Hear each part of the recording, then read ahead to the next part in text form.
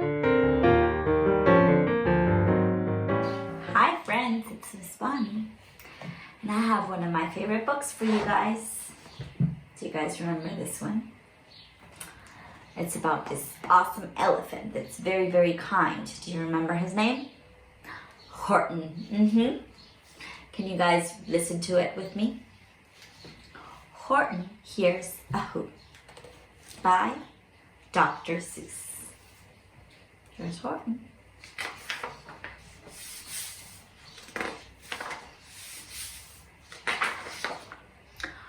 On the 15th of May, in the jungle of Newell, in the heart of the day, in the cool of the pool, he was splashing, enjoying the jungle's great joys, when Horton the elephant heard a small noise. So Horton stopped splashing. He looked toward the sound. That's funny, he thought. There's no one around. Then he heard it again, just a very faint yelp, as if some tiny person were calling for help. I'll help you, said Horton, but who are you? Where?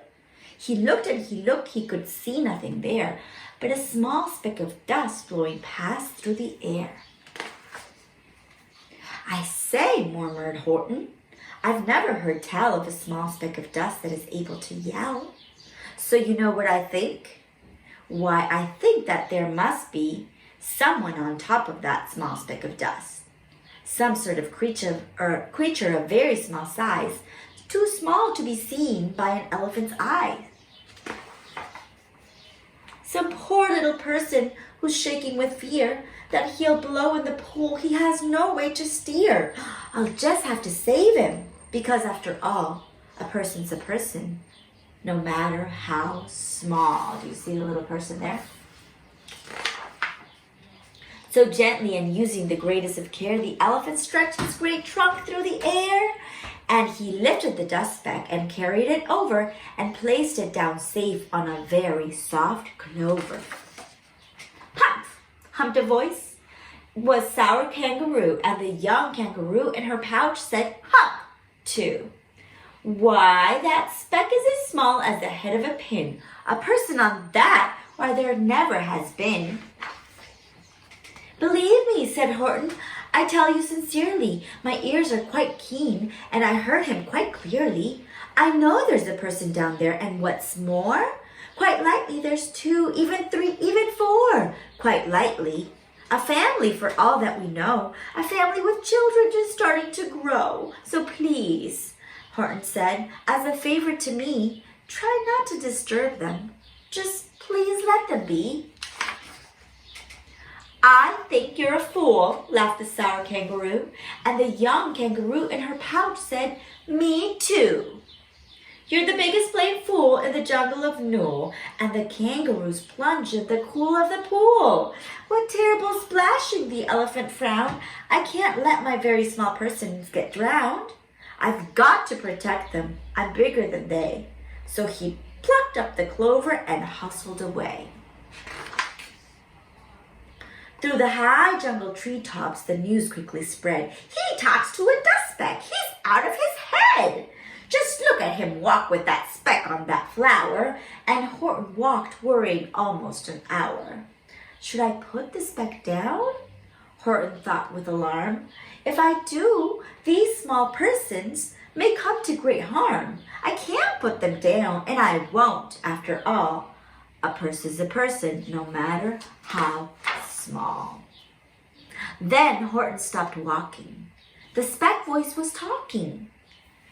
The voice was so faint he could just barely hear it. Speak up, please, said Horton. He put his ear near it.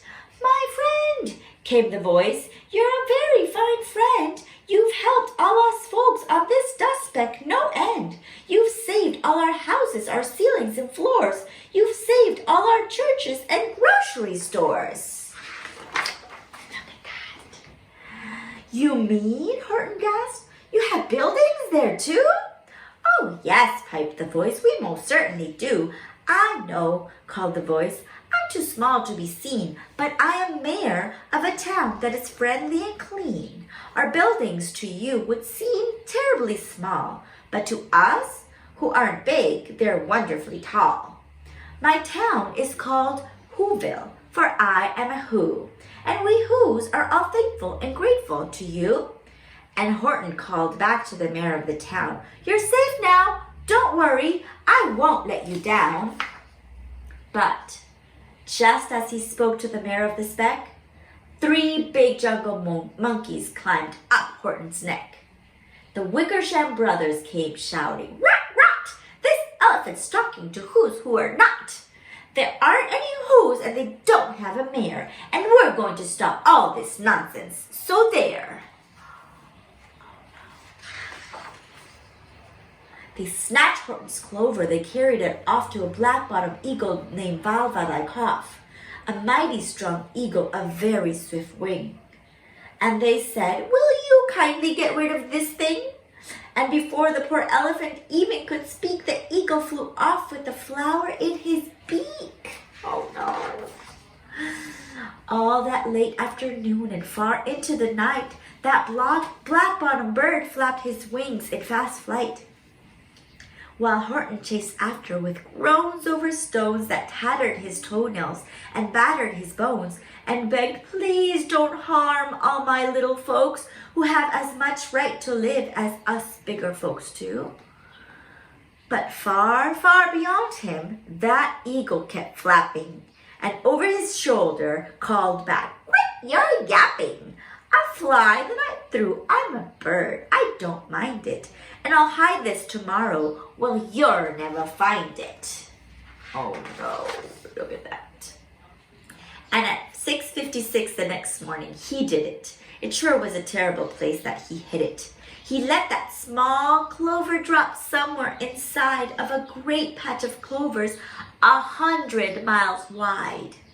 "Find that," sneered the bird, "but I think you will fail."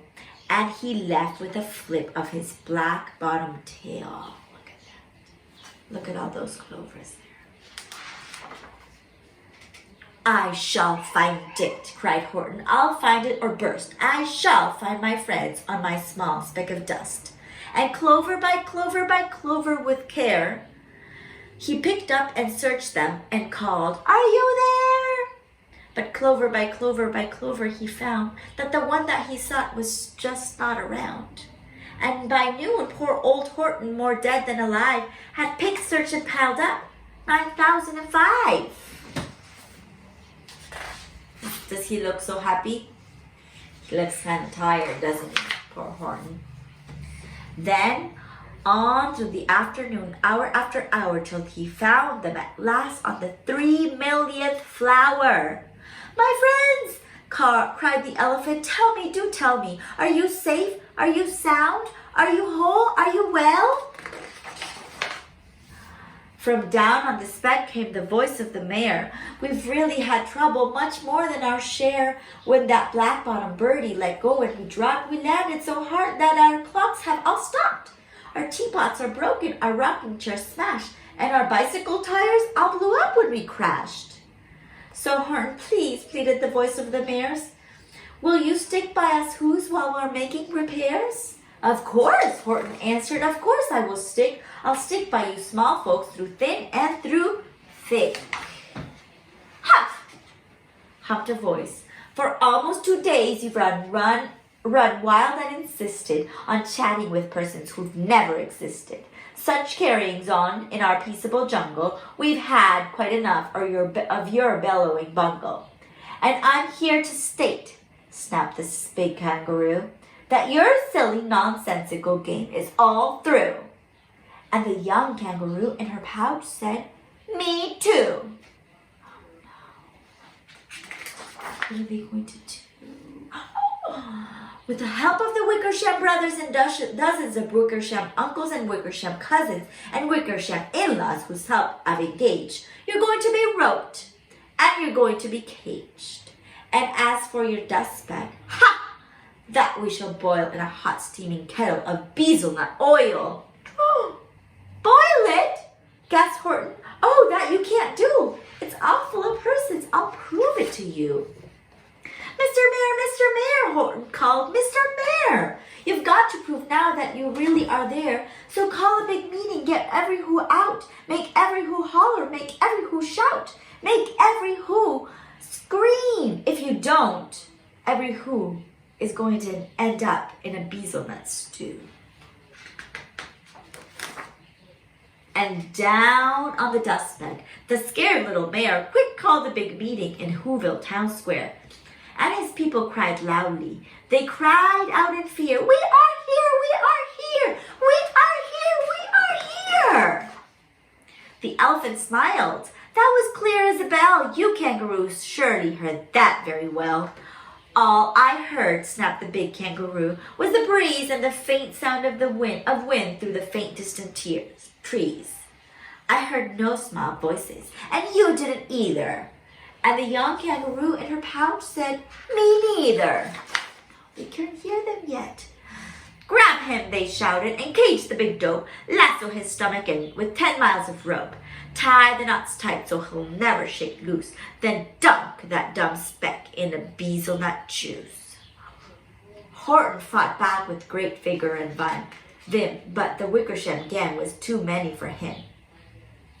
They beat him, they mauled him, they started to haul him into his cage, but he managed to call to the mayor, "Don't give up, I believe in you all. A person's a person, no matter how small.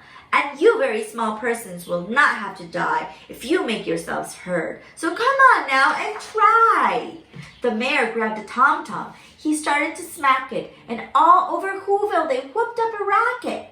They rattled tin kettles, they beat on brass pans, on garbage pail tops and old cranberry cans.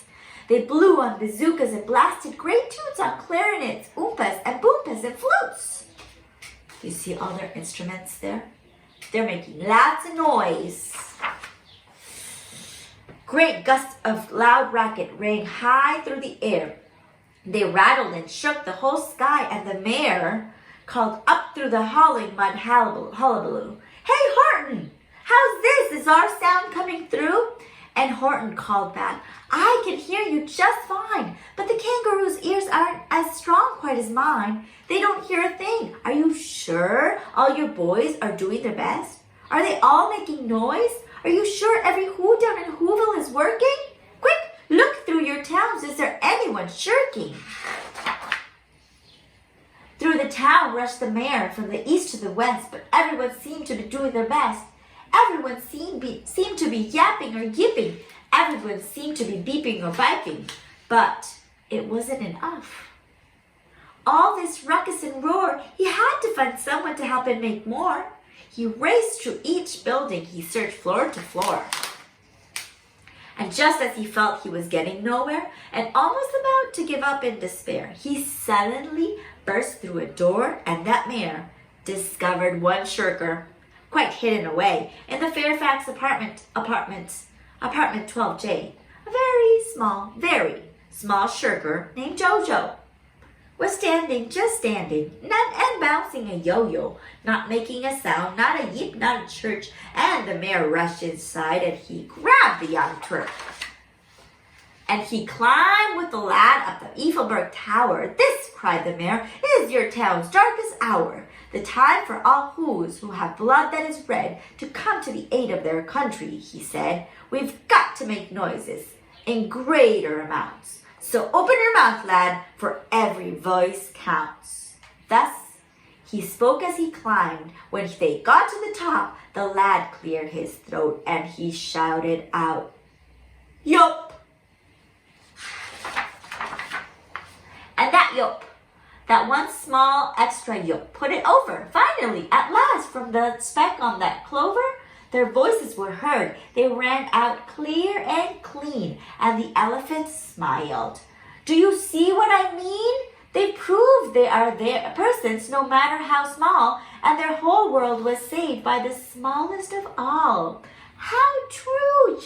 Yes, how true!" said the big kangaroo. "And from now on, you know what I'm planning to do? From now on, I'm going to protect them with you." And the young kangaroo in her pouch said, "Me too. From the sun in the summer, from rain when it's fallish, I'm going to protect them, no matter how smallish." Everybody had to help. right? And Horton was a big help too. I love Horton. That was Horton Here's a Who. I hope you enjoyed it. I always enjoy reading it to you guys. Bye bye. See